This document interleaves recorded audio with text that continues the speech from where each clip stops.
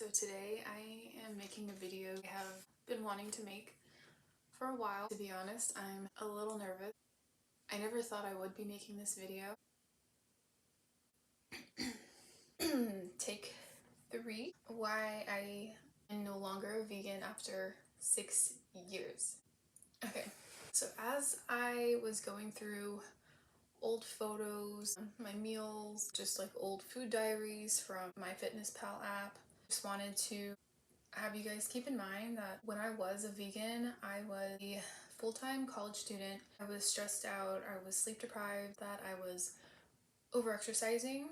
So I was exercising 3 to 5 days per week. Maybe like on a really crazy week, I would work out 6 days a week. Pushing myself really hard, I would say like 3 out of the 6 years that I was vegan. So I just wanted to preface this video by saying that everyone is going to be in a different position if they decide to go vegan. I think a lot of people don't take into account like their current health status. They just kind of like jump right into it without doing an extensive amount of research on vegan food. Anyways, but let's back up and let's dive into why I decided to go vegan in the first place. If I'm being honest, it comes from a place of feeling like I wasn't good enough. I wasn't consciously thinking that when I was going vegan, or maybe I didn't want to even acknowledge those feelings at the time. It was more of just like, yeah, I want to do this. This sounds awesome. At the time, I didn't see any negative about it. With my last point is just that I was heartbroken, quite frankly, just coming out of a relationship that did not end well. It was 2015. It was a time when veganism was like really gaining popularity. It was very trendy to be a vegan. I didn't want to admit that I don't like to consider myself like a trend follower or anything like that. But I mean, that's what I was doing basically. I had a couple of friends that were also vegan at the time, and they really showed me like how easy it could be. So that made it a lot more appealing. Lifestyle, being a hippie or like whatever you want to call it. Natural health, which it goes hand in hand with the veganism. A lot of those two things are like associated with each other. Like natural, like health food store. I mean, that's where you're gonna find all of like the vegan stuff. So at the time, I didn't know that those two things, they don't have to go together. I guess I just made that assumption, sort of. But yeah, the lifestyle itself was enough to convince me. Which brings me to my last point. I was like already interested in health and nutrition for like years before this. I was wanting to be a dietitian. I changed my mind about that.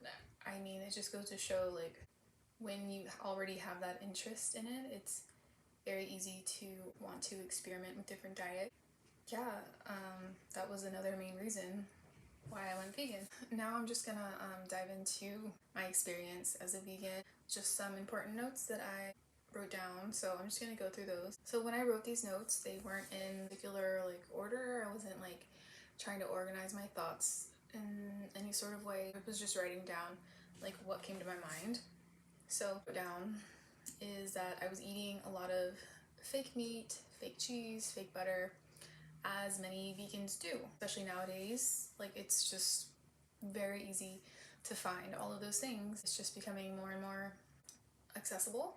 I was eating a lot of those things, and I didn't realize at the time, and I don't know how, but I just didn't realize at the time. I realized how processed they were, and because they are very processed, they contain lots of ingredients, and many of those ingredients are not from Whole Foods.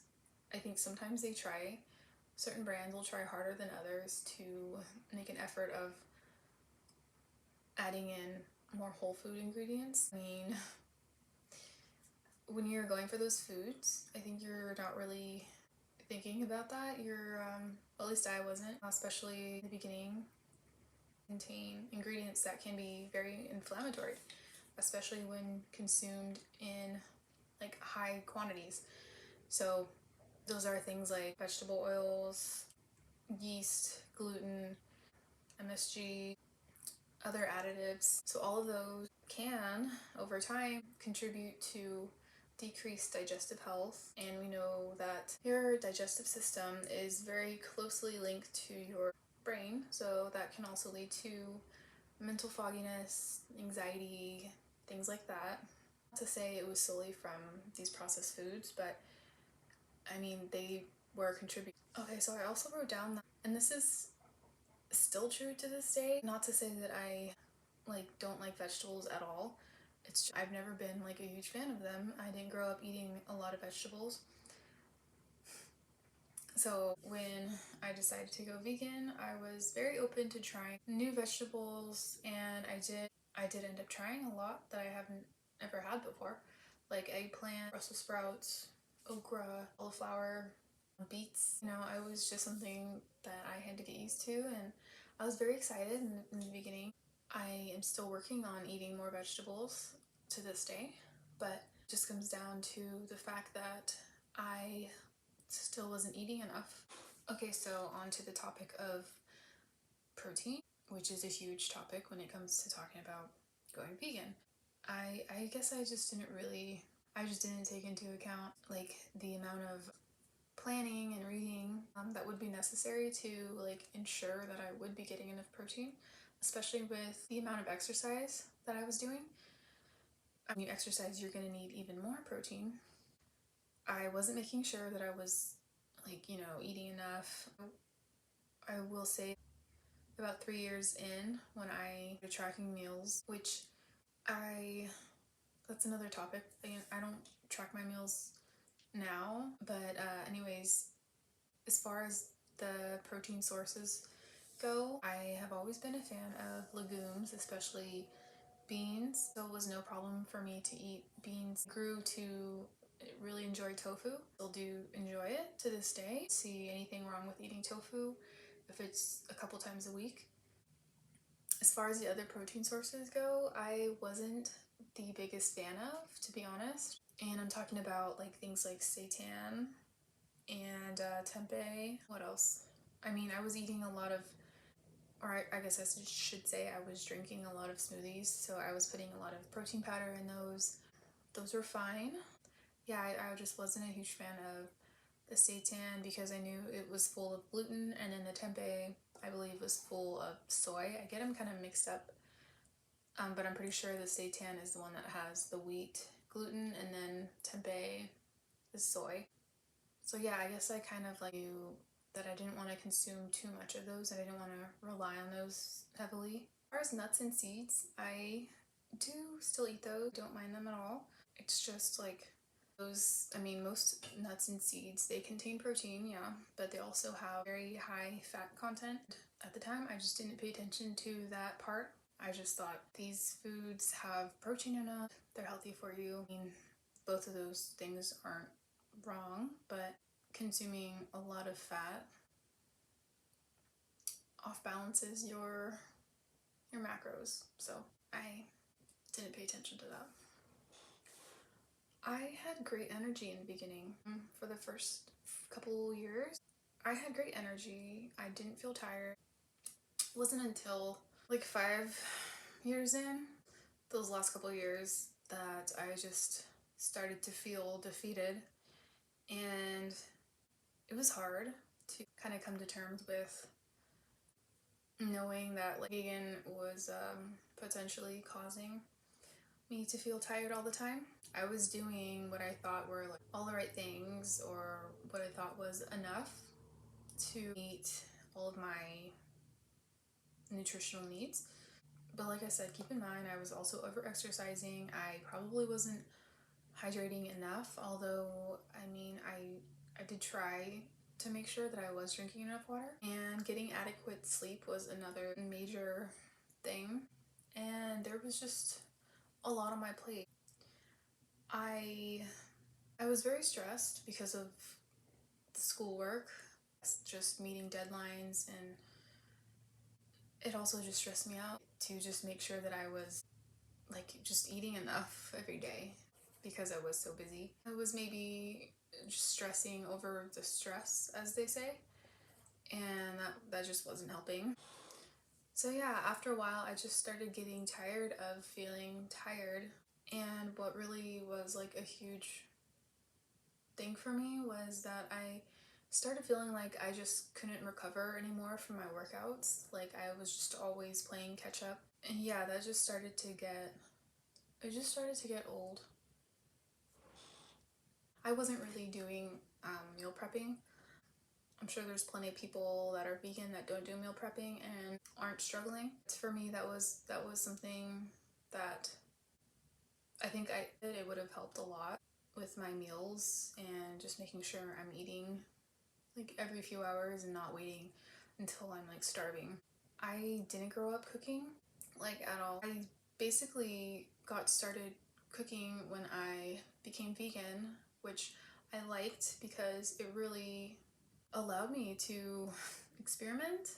I had to, I couldn't always eat out. I didn't like, who has the money to just constantly eat out, especially a college student? But let's be honest, like when you're stressed out and you're really busy, like it's just very convenient to do that.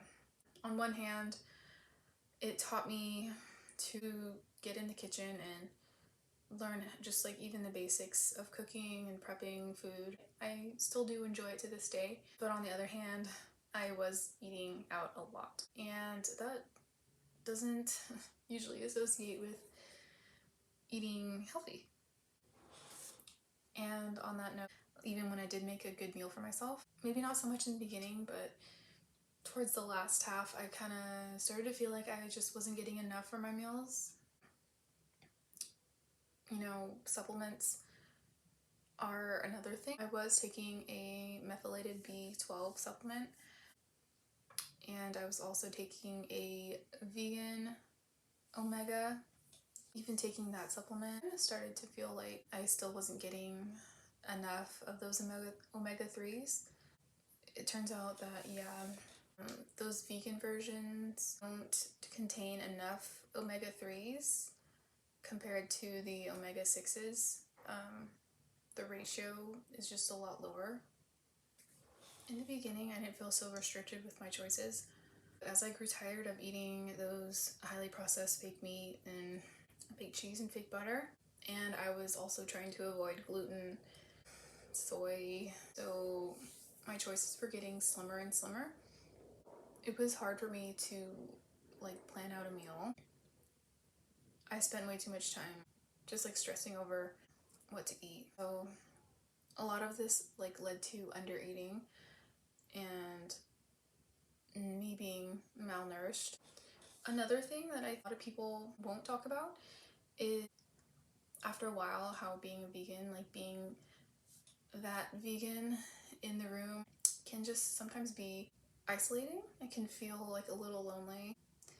I know for me, like to think that I'm an independent thinker. At the same time, I'm pretty sensitive, but at the same time, like being vegan was gaining popularity and it was becoming very trendy anyways. All this to say, just after a while, kind of weighed on me a little bit. I couldn't like enjoy meals. I mean, I could, but like I couldn't really enjoy meals with my boyfriend or with like other friends that weren't vegan. Yeah, that was a little hard for me to deal with after a while. But having to come to terms with all of that was easier said than done. No one wants to admit they made a bad decision or just not the right decision. And what makes it really difficult is that veganism is not just a diet, it's a lifestyle. I was pretty diehard, if you ask anyone that knows me. I never once like cheated. I never had the desire to not be a vegan when I was one, until towards the very end. I never thought it was a restrictive diet. It's kind of interesting that I didn't see that. So could I have continued this lifestyle if I wasn't a college student? I wasn't stressed out, if I wasn't super busy, if I wasn't killing myself with exercise every week, I was getting enough sleep, if I took more time to meal plan. I have no clue. All I know is that everything that I've done up till now has led me to here.